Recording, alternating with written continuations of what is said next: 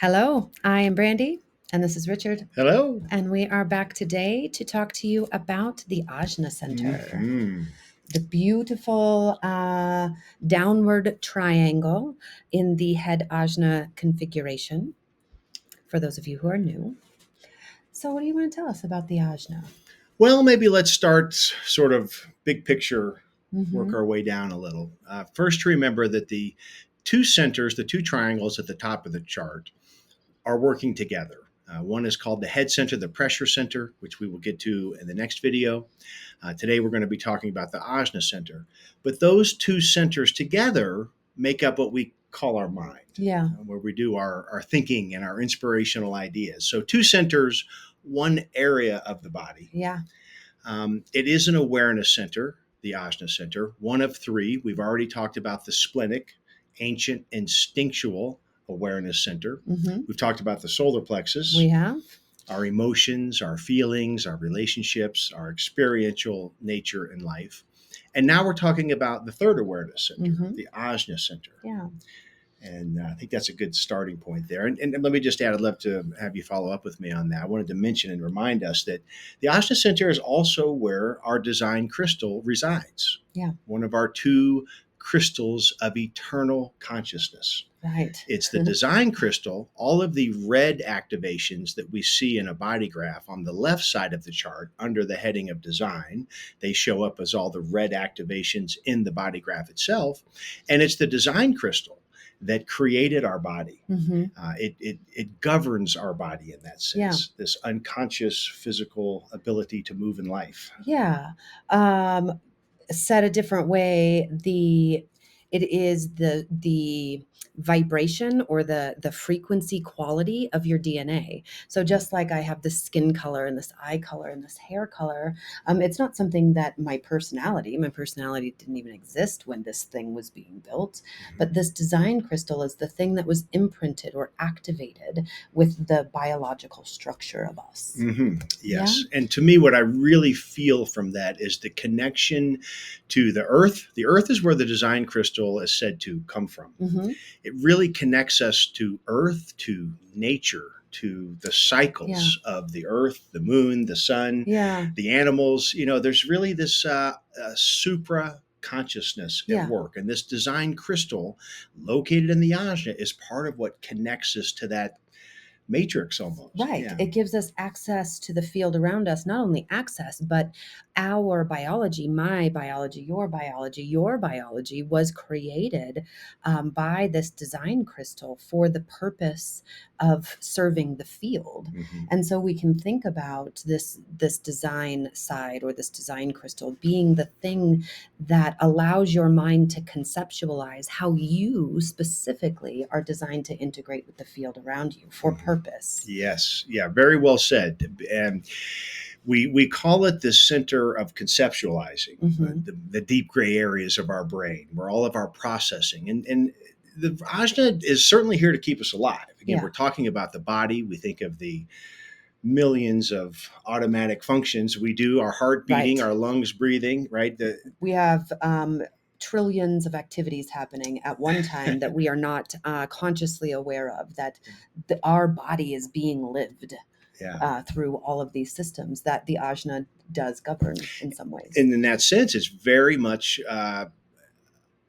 wants to keep us alive at its root level. Very much so. And so it wants us to be mentally rational. Yeah. Right. We have to balance what we're seeing in the external world and how that's relating to our internal world to keep us safe, healthy, and alive in that sense. So that really leads us into this idea of what we call rationalizing, this thinking that the Ajna Center does. And to remember that it's connected to the spleen and the solar plexus in terms of this triangle of awareness.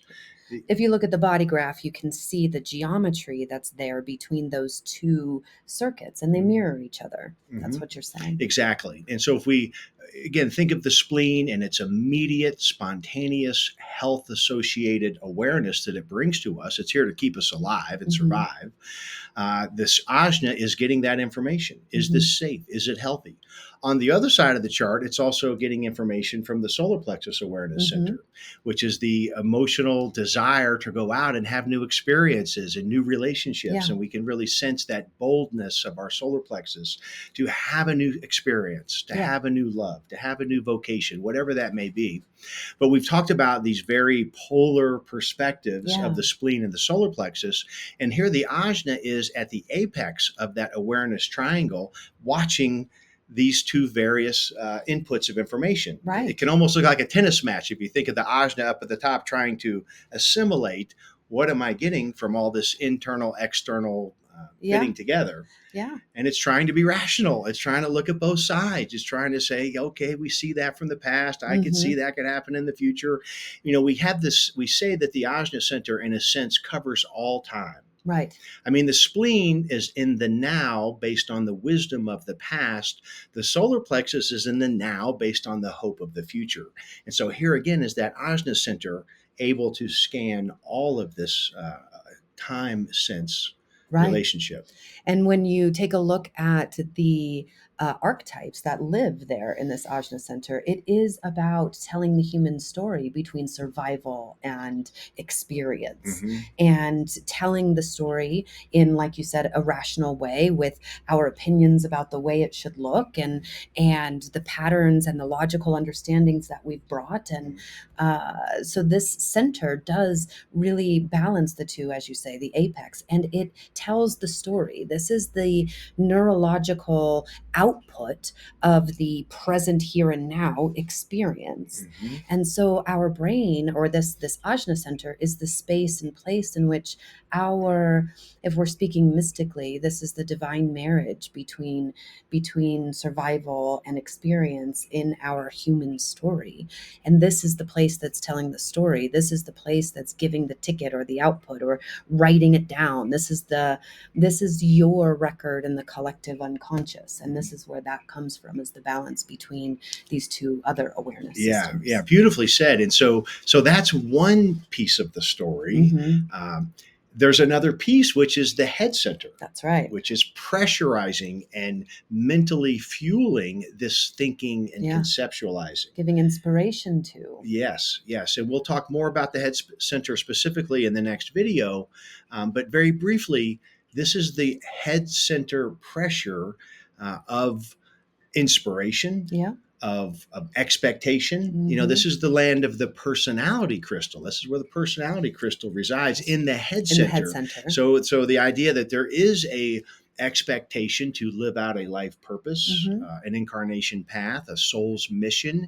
And so if we think of that type of pressure coming into the Ajna Center, the Ajna is having to deal with the awareness of the other two, solar plexus, spleen, and the head center. So the Ajna, I just really wanted to paint a picture of this precarious and incredibly vital and important area of the body graph, how the Ajna is trying to link all this together. And that's why we were making the point about its connection as the design crystal, the connection to earth, connection to nature.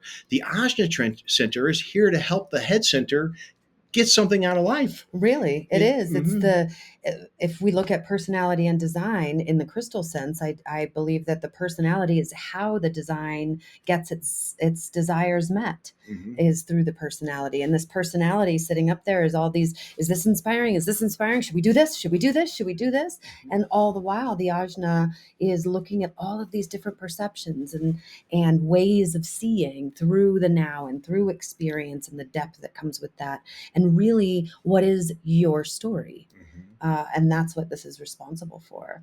And that connection to the earth is the thing that keeps you on purpose. Yeah, keeps you on purpose. Also, it makes me think of synchronicity and how certain people come into our life to help us live out this hero's journey. And somehow, through this unconscious, superconscious, the Ajna is involved with that somehow. I don't know that we can explain it through scientific methodology per se, but not yet. But the image that this Ajna, the role that it plays is so important. And of course, we want to reaffirm, it's never an authority, not No, for any type, any body graph. no, The head ajna are never inner authorities. They no. speak to the idea of this passenger consciousness. Yeah, it is. The ajna holds and tells a story about all of the experience that you've collected until now. Mm-hmm.